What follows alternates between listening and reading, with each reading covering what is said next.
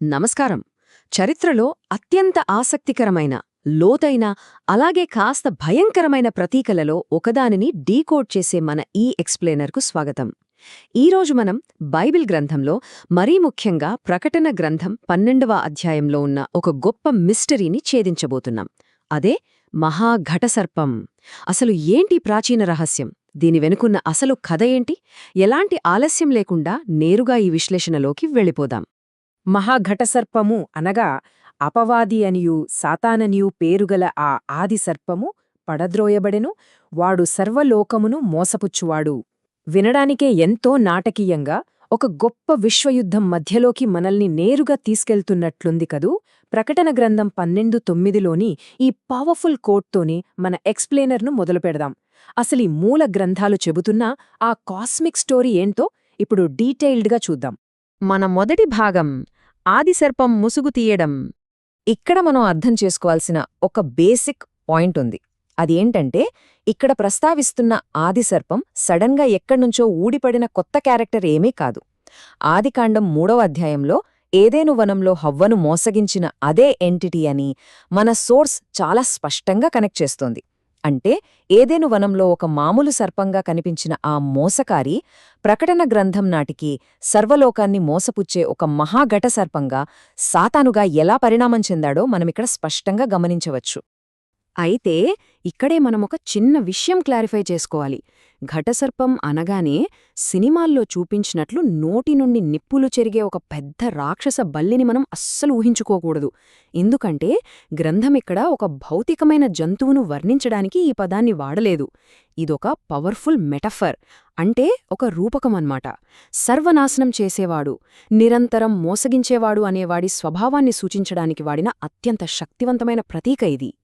ఒక రకంగా చెప్పాలంటే ఆ ఎంటిటీకున్న డిస్ట్రక్టివ్ నేచర్ను ఈ పదం మనకు కళ్లకు కట్టినట్లు చూపిస్తుంది. ఇక మన రెండవ భాగంలోకి వెళదాం. దర్శనాన్ని డీకోడ్ చేయడం. యోహాను తన దర్శనాన్ని ఒక అద్భుతమైన వాక్యంతో మొదలుపెడతాడు. పరలోకమందు ఒక గొప్ప సూచన కనబడెను. ఈ మాట ఎందుకంత కీలకమైనది అంటే, ఈ దర్శనం కేవలం ఆ పర్టికులర్ టైంలో జరుగుతున్న ఒక చిన్న ఈవెంట్ కాదు. ఇది గతం, వర్తమానం, అలాగే భవిష్యత్తు, ఈ మూడింటిని ఒకే ఫ్రేమ్లో చూపే ఒక విస్తృతమైన టైంలైన్ అని మన మూల గ్రంథాలు విశ్లేషిస్తున్నాయి. ఇప్పుడు ఈ దర్శనంలో ఉన్న ముఖ్య పాత్రలను డీకోడ్ చేద్దాం. ఇది అచ్చం ఒక పజిల్ను సాల్వ్ చేసినట్లుగా చాలా ఇంట్రెస్టింగ్గా ఉంటుంది. ఇందులో ఉన్న స్త్రీ ఇశ్రాయేలు దేశానికి ప్రతీకగా కనిపిస్తుంది. అలాగే మగ శిశువు యేసుక్రీస్తుకు ప్రతీక. మరి ఆ స్త్రీకి ఉన్న ఇతర సంతానం ఎవరు? వారే నమ్మకమైన విశ్వాసులు. ముఖ్యంగా శ్రమల కాలంలో క్రీస్తును విశ్వసించిన యూదులని ఈ గ్రంథం నిష్పాక్షికంగా వివరిస్తోంది. సో ఈ క్యారెక్టర్స్ అన్ని చూస్తుంటే దేవుని ప్రణాళికను అడ్డుకోవడానికి ఆ సర్పం ఎన్ని రకాలుగా నిరంతర ప్రయత్నాలు చేస్తోందో మనకు క్లియర్గా అర్థమవుతోంది. మన నెక్స్ట్ సెక్షన్ 1000 ఏళ్ల పాలన మరియు ఆ తర్వాత. మనం ఈ సర్పం యొక్క సుదీర్ఘమైన టైంలైన్ను ఒకసారి గమనిస్తే, సృష్టి ప్రారంభంలో ఏదేను వనంలో మోసగించడం దగ్గర మొదలై పరలోక యుద్ధంలో భూమిపైకి పడద్రోయబడటం వరకు వస్తుంది. ఆ తర్వాత రాబోయే 1000 ఏళ్ల కాలంలో వాణ్ణి తీసుకెళ్లి ఒక అగాధంలో బంధించి ముద్రవేయటం జరుగుతుంది. కాని కథ అక్కడితో ముగిసిపోదు. ఆఖరి కాలంలో ప్రపంచవ్యాప్తంగా ఒక పెద్ద తిరుగుబాటు కోసం వాడు మళ్లీ కొద్ది కాలంపాటు రిలీజ్ చేయబడతాడు. నిజంగా ఈ కాలక్రమం అంతా చూస్తుంటే ఒక ఎపిక్ మూవీలా అనిపిస్తుంది కదూ. అసలు ఈ బంధించబడే ప్రాసెస్ ఎలా ఉంటుందంటే, ప్రకటన గ్రంథం 20వ అధ్యాయం ఇలా చెబుతోంది. అతడు అపవాదియు సాతానునైన ఆ ఆది సర్పమును పట్టుకొని 1000 సంవత్సరములు వానిని బంధించి అగాధములలో పడవేసి వానిపైన ముద్రవేసెను. దేశాలను వాడు ఇంక మోసగించకుండా దేవుడు చేసే ఈ అద్భుతమైన యాక్షన్ ఫైనల్గా చెడుపై ఎవరి కంట్రోల్ ఉంటుంది అనే విషయాన్ని చాలా స్పష్టంగా చూపిస్తోంది. ఇక్కడే ఒక పెద్ద ఊహించని ట్విస్ట్ వస్తుంది. ఆ 1000 ఏళ్ల తర్వాత వాడు కొద్ది కాలంపాటు మళ్లీ విడుదల చేయబడి ఇంకొక ప్రపంచవ్యాప్త తిరుగుబాటును స్టార్ట్ చేస్తాడు. ఇది మనకేం చెప్తోందంటే, ఒక సుదీర్ఘమైన ఆశీర్వాదకరమైన కాలాన్ని అనుభవించిన తర్వాత కూడా మనుషులు దేవుణ్ణి తిరస్కరించగలరు. ఇది కేవలం సాతానుకున్న మోసగించే టాలెంటును మాత్రమే కాదు సుమా, మనిషి స్వభావంలో ఉండే బలహీనతలు కూడా గట్టిగా ఎత్తిచూపుతుంది. మరి ఇదంతా ఇప్పుడు మనకెందుకు? అదే మన తర్వాతి భాగం, ప్రస్తుత కాలానికి పాఠాలు. ఆదం హవ్వలను మోసగించిన ఆ ఎంటిటీ ఇవాళ్టికి చురుకుగానే ఉన్నాడని సోర్స్ చెప్తోంది. కాబట్టి ప్రస్తుత సమాజానికి ఈ గ్రంథాలు 3 స్పష్టమైన సూచనలిస్తున్నాయి. ఫస్ట్ది అలర్ట్గా ఉండటం, సెకండ్ది వాడి ఎత్తుగడలు అంటే ఆ టాక్టిక్స్ పట్ల అవేర్నెస్తో ఉండటం, ఇక మూడవది వాడిని ఎదుర్కోవడానికి దేవుడందించిన ఆత్మీయ కవచాన్ని ఎక్విప్ చేసుకోవడం. మన చుట్టూ జరుగుతున్న నైతిక క్షీణతను బట్టి వాడి ప్రభావం ఇంకా ఎంత బలంగా ఉందో మనం అర్థం చేసుకోవచ్చని ఈ గ్రంథాలు చాలా ప్రాక్టికల్గా హెచ్చరిస్తున్నాయి. అయితే ఇక్కడ మనం గుర్తుపెట్టుకోవాల్సిన ఒక అత్యంత కీలకమైన పాయింట్ ఉంది. అదే దైవిక సార్వభౌమాధికారం.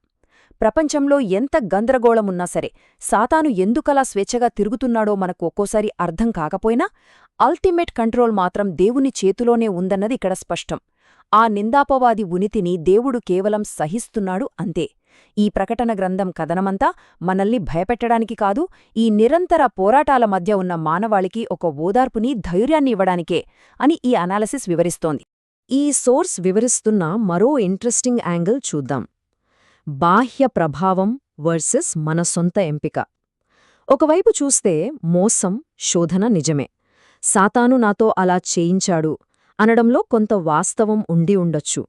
కాని మరొక వైపు చూస్తే మనం ఎవరమూ కేవలం కీలుబొమ్మలం కాదు.